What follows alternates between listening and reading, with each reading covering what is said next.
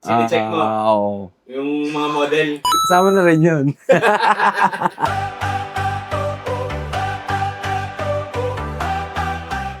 Hi, I'm Romeo Perlas Jr. Tawag nila sa akin Kuya Ton. Taga Nueva Ecija ako, Cabanatuan City. QA, supervisor din. Lahat ng trabaho, mechanical, electrical, checking ng sasakyan, road test. Kulang na lang, cashier na nga eh. Siyempre, pakikisama mo sa lahat. Kahit minsan galit ka, humihiyaw ka, sumusunod pa rin sila sa'yo para lahat tayo happy. Kasi ang gusto lang naman natin, yung matutuwa yung customer pag binigay natin yung sasakyan sa kanila.